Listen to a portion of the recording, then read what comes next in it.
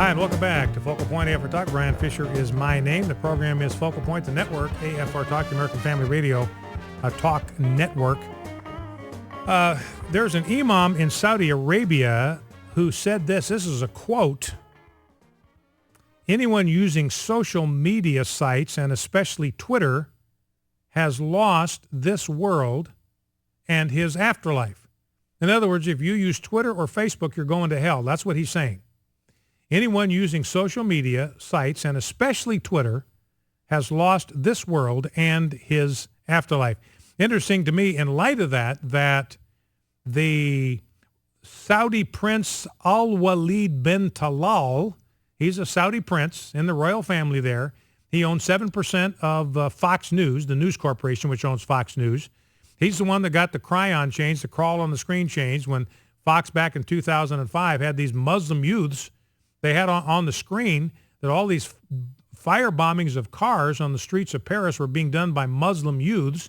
He complained about that to Rupert Murdoch, and Rupert Murdoch called somebody, and they changed the crawl to say disaffected youths or something like that. It was so it shows the pull that this Prince Al-Walid bin Talal has. Well, he has got $300 million invested in Twitter, $300 million. So apparently, he's either not worried about his eternal soul or he doesn't believe that the imam is right. Talking about our standing in the world. Remember, Barack Obama said, hey, you elect me president, I will improve our image, our standing around the world. Here's a piece from a liberal newspaper in Canada, the Globe and Mail, one of the leading newspapers in Canada. And the writer, Margaret Wente, refers to Barack Obama in his dealings with Putin as a 98-pound weakling. And then he says last Thursday, Mr. Putin kicked more sand in his face and lectured Barack Obama on diplomacy and peace. So in other words, here is Canada, and this is how they see Barack Obama. They see him as a 98-pound weakling, and they see Vladimir Putin out there kicking sand in his face. And lest you think that what's going on over in Syria is benign, here's a report from Janes. This is a military service over in the UK. You might be familiar with them. They're probably the leading military experts in the world. They are saying now, here are their figures about what's going on right now in Syria.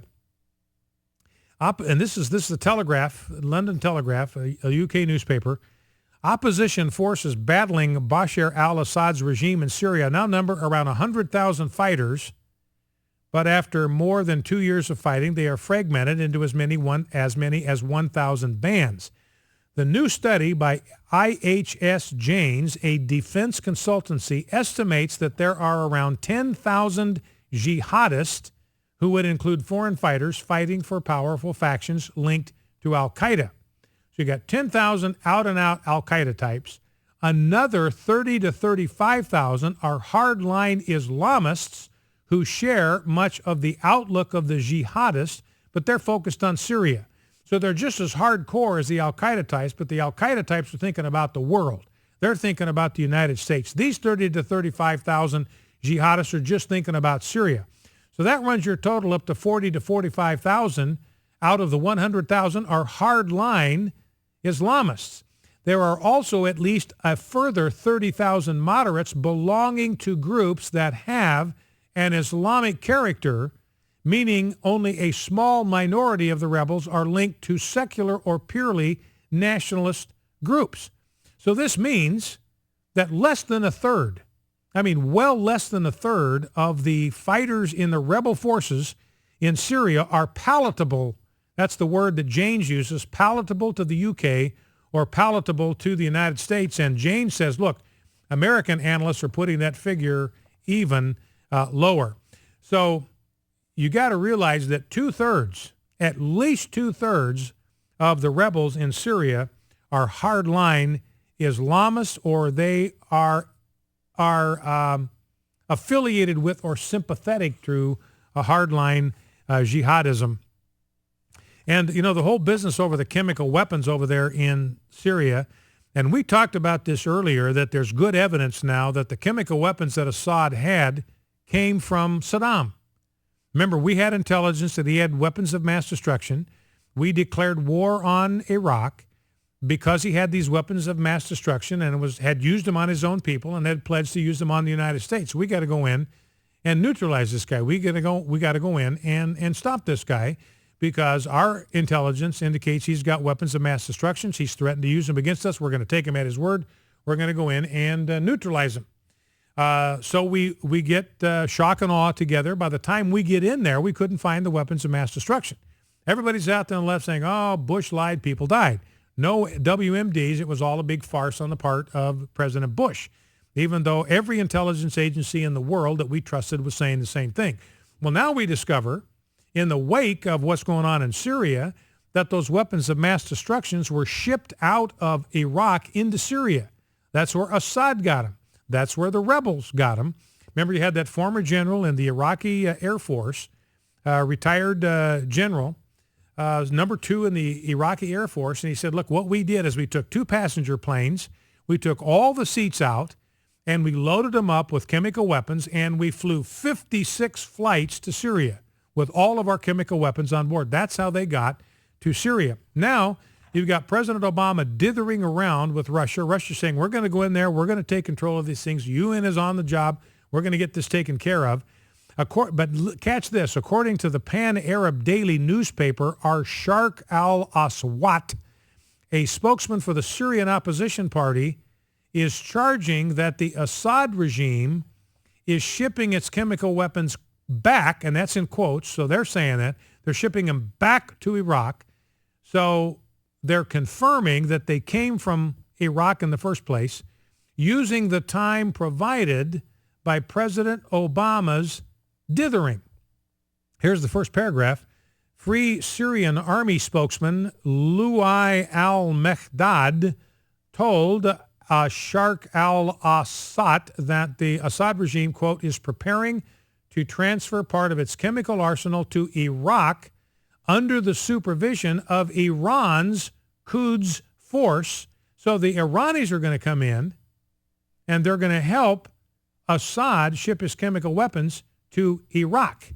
And the spokesman noted that Damascus is returning the Iraqi chemical arsenal which Saddam Hussein had sent to Syria before the 2003 Iraq war. So those chemical weapons now on their way back to Iraq.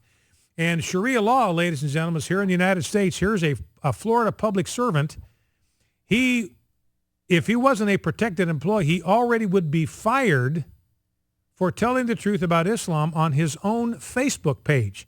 He posted a message that was critical of Islam on his personal Facebook page, and a county official said if I could, I would have fired him already, and they're still trying to decide whether to discipline him for a 9/11 Facebook page. Here's what he said. This is the truth.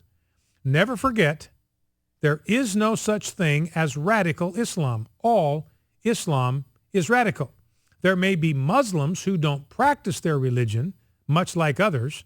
The Quran is a book that preaches hate, and all of that is exactly right, exactly true. And the Palm Beach County administrator said, look, if he were not a merit system employee who is protected by state law, he already would have been fired by now. And he accuses him of ignorance. It's not ignorance, it's the truth.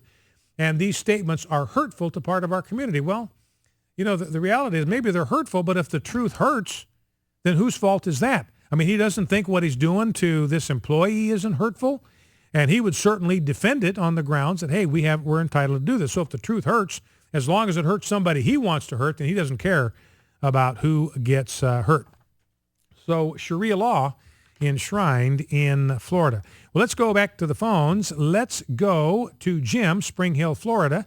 Jim, welcome to Focal Point with Brian Fisher. What's on your mind? Well, Brian, what's on my mind is a 12:30 speech this afternoon by our illustrious president, telling us that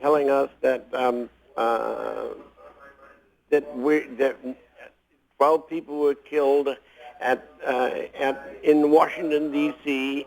and that the Republicans are stopping everything from happening as far as Obamacare is concerned and it's all related to his stimulus package, and I did say his stimulus package, and I believe that that's what it is. And I also wonder how he got the name Hussein.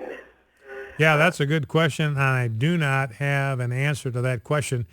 You know, Barack Obama is actually out there. I mean, one of the headlines I saw is he's celebrating the 5th anniversary of the collapse. Now, the reason he's doing this, I didn't even bother with the sound bites and stuff because it's very predictable what he's going to do. The whole point, ladies and gentlemen, don't miss this, the whole point of giving this speech about the economic malaise we're in on the 5th anniversary of Lehman Brothers is that goes back to Bush. That happened, the Lehman Brothers deal, that happened under Bush. So it doesn't even matter what he said. The whole point of this is he's still blaming Bush for the economy that he inherited. And I'm doing my best to solve this problem. But that cowboy Bush, he dug a hole that's so deep, not even I, with all my gifts and brilliance, can pull us out. Let's go to Charles in Jacksonville, Florida. Charles, welcome to Focal Point. What's on your mind? Oh, well, just a little couple things, if you got the time. Yeah, I got about a minute, so get right to it. All right. The guy that talked earlier in St. Petersburg here in Florida just goes to prove that Obama understands that if he tells somebody something, they're going to believe him outright. Mm-hmm. And people are not supposed to question him. Well, I'm sorry, we've had 3 terrorist attacks on American soil since Obama took office. Even if he doesn't call them terrorist attacks and people believe it, Benghazi was technically American soil. Fort Hood was American soil, and those are American soldiers. Boston was American soil.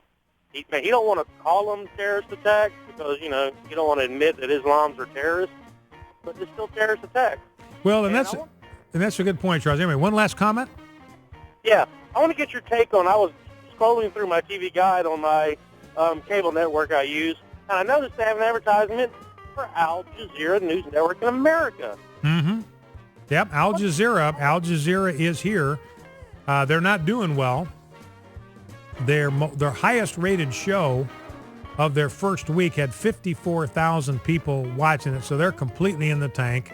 They're not going anywhere, but they're there to be a voice of Islam in America. They've got a lot of Saudi oil money behind them, so who knows how long they could wind up sticking around, and it's just a mouthpiece for them to get out their pro-Islam, pro-Quran ideology. All right, Charles, thanks for the call. We'll be right back. Stay with us. Focal Point AFR Talk.